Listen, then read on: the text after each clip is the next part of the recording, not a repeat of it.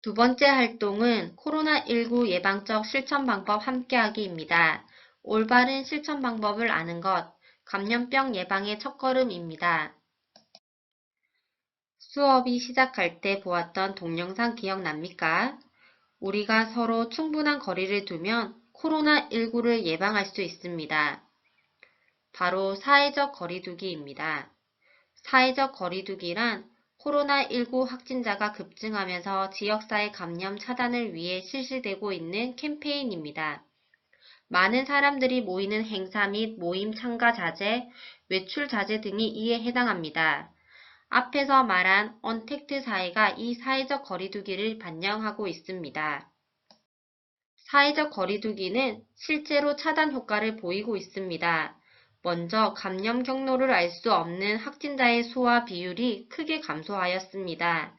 또한 사회적 거리두기를 시작한 이후 교회, 운동시설 등과 같은 집단 발생 건수가 큰 폭으로 감소했습니다. 사회적 거리두기를 전혀 하지 않는 경우의 시뮬레이션을 보도록 하겠습니다.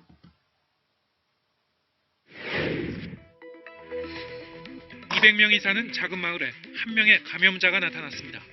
노란색으로 표시된 감염자가 짙은 회색으로 칠한 건강한 사람과 접촉할 때마다 노란색으로 상대를 변화시키며 바이러스가 퍼집니다. 격리 치료를 전혀 안 하는 극단적인 경우를 가정한 겁니다. 녹색 동그라미, 즉 회복된 사람들로 가득 차야 사태가 종료되는데 결과적으로 마을 사람 200명이 한 번씩은 감염된 뒤에야 사태가 마무리됐습니다. 자, 보셨나요? 노란색이 감염자입니다. 검정색이 건강한 사람이며 초록색 사람은 회복된 사람입니다.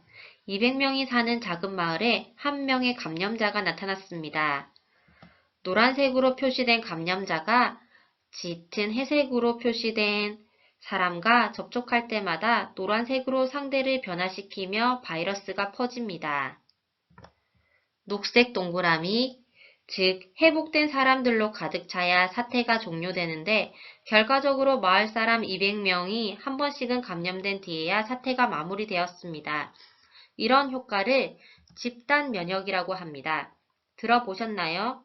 집단 면역은 집단의 대부분이 감염병에 대한 면역성을 가졌을 때 감염병의 확산이 느려지거나 멈추게 됨으로써 면역성이 없는 사람이 간접적인 보호를 받게 되는 상태를 말합니다. 다음은 사회적 거리두기의 효과를 보여주는 시뮬레이션을 한번 보도록 하겠습니다. 이번엔 적극적인 사회적 거리두기와 동시에 다중이용시설의 이용도 제한할 경우입니다. 초기 감염이 급증하자 예배당과 실내 운동시설 같은 밀집구역의 운영을 중단시킵니다. 환자에 대한 격리치료와 사회적 거리두기도 실시합니다. 바이러스 전파 속도는 눈에 띄게 완화됐고 회복된 사람, 즉 녹색 동그라미의 숫자도 늘어나면서 상황이 점차 진정됩니다.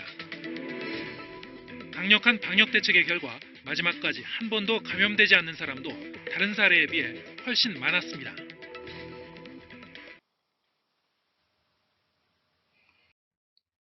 이번에는 적극적인 사회적 거리두기와 동시에 공공시설의 이용도 제한할 경우입니다. 초기 감염이 급증하자 교회나 운동시설 같은 밀집구역을 중단시킵니다. 환자에 대한 격리 치료와 사회적 거리두기도 실시하였습니다. 바이러스 전파 속도는 눈에 띄게 완화되었고 회복된 사람, 즉 녹색 동그라미의 숫자도 늘어나면서 상황이 점차 진정되었습니다.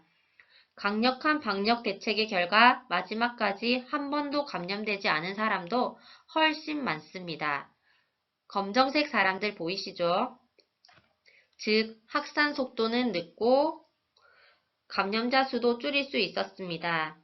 지금 상황에서 가장 위험한 행동은 사람들이 밀집해 있는 폐쇄된 공간에 가는 것입니다. 사회적 거리두기를 통해서 사람들이 밀집한 폐쇄된 공간에 가지 않는 것만으로도 유행의 속도를 늦출 수 있습니다. 나라에서 계속해서 사회적 거리두기를 연장하는 이유는 무엇일까요? 우리나라가 안정되고 있지만 아직 해외에서는 신규 확진 환자와 사망자가 급속도로 증가하는 대유행이 지속되고 있습니다. 우리는 다음과 같은 사회적 거리두기를 더 지킬 필요가 있습니다.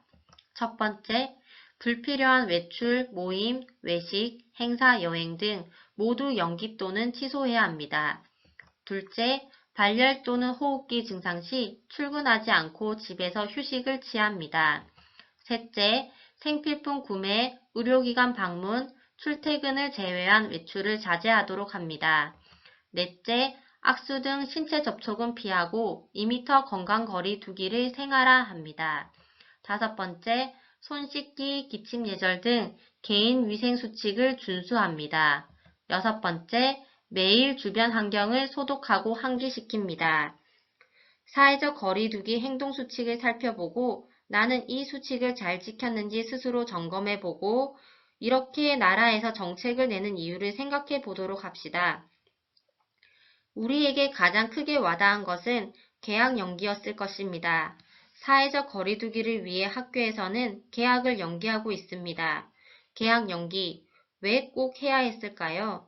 여러분이 잘 지켜주면 모두가 다시 예전처럼 만날 수 있습니다.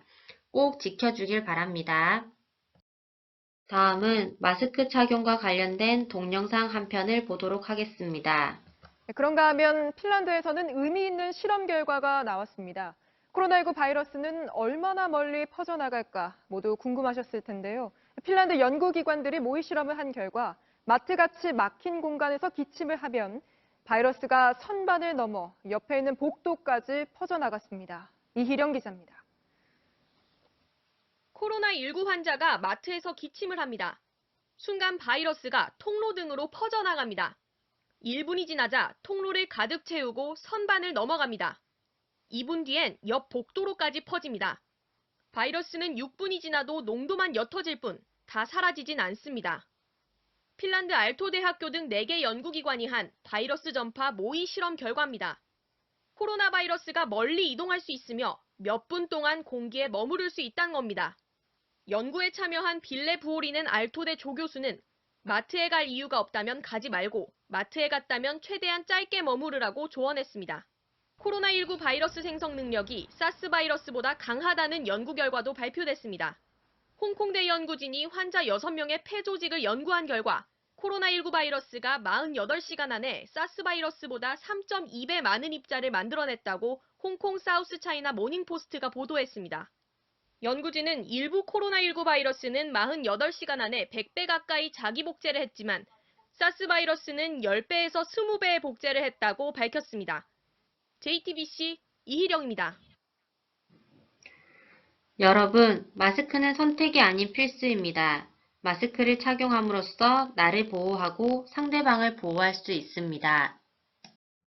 세 번째 활동은 코로나19 사회적 실천 사례 및 아이디어 발견하기입니다. 나부터의 실천이 우리 모두의 실천이 됩니다. 자, 이 사진 보입니까? 차 안에서 검사를 진행하고 있습니다. 저도 이 아이디어를 보고 깜짝 놀랐는데요. 패스트푸드나 스타벅스 매장처럼 차에서 내리지 않고 선별 진료를 하는 드라이브 스루 방식의 코로나19 선별 진료소가 국내는 물론 해외에서도 화제가 되고 있습니다. 새로운 방식의 선별 진료소를 두고 해외에서는 한국은 기발한 아이디어를 빠르게 적용했다. 세계에서 가장 혁신적인 국가로 다시 한번 입증됐다라는 폭발적인 반응을 보였습니다. 미국의 어느 회사의 회장도 혁신은 회복력을 촉진한다고 평가하기도 했습니다. 환자와 의료진의 접촉을 줄이고 기존 선별진료소와 달리 방역 작업이 생략돼 시간이 절약된다는 이점이 있는 정말 좋은 아이디어인 것 같습니다. 다음은 코로나19 국내외 현황을 알려주는 코로나나우라는 사이트입니다. 특히 코로나나우를 개발한 사람은 대구 지역의 두 중학생인 것으로 알려졌습니다. 아울러 두 학생은 사이트 광고로 들어오는 수익은 마스크 구매 후 지방자치단체에 기부할 예정이라고 합니다. 정말 멋진 친구들입니다. 그 밖에도 학생이 소외계층에게 마스크를 기부하고 편지를 쓰고 대한민국 응원 메시지를 보내고 있습니다. 여러분도 코로나19를 상대할 멋진 아이디어가 있을 것입니다. 오늘 수업한 내용을 다시 정리해 보겠습니다. 오늘은 첫째, 코로나19의 실제 사례를 알아보고 자가격리 행동수칙을 배웠습니다. 둘째, 예방적 실천 방법을 함께하며 사회적 거리두기를 배웠습니다. 마지막으로 사회적 실천 사례 및 아이디어를 발견해 보았습니다. 오늘 배운 내용을 토대로 나 코로나19 이렇게 한다. 첫 번째, 자가격리자가 격리 수칙을 잘 지킬 수 있도록 할 수 있는 좋은 아이디어를 말해주세요. 두 번째, 코로나19를 예방하기 위해 여러분이 멋지게 실천하고 있는 실천 사례 또는 코로나19를 막기 위한 아이디어가 있으면 소개해 주세요. 두 가지 중 한 가지를 과제로 제출해 주시기 바랍니다. 이것으로 수업을 마치고 다음 시간에 다시 만나겠습니다. 감사합니다.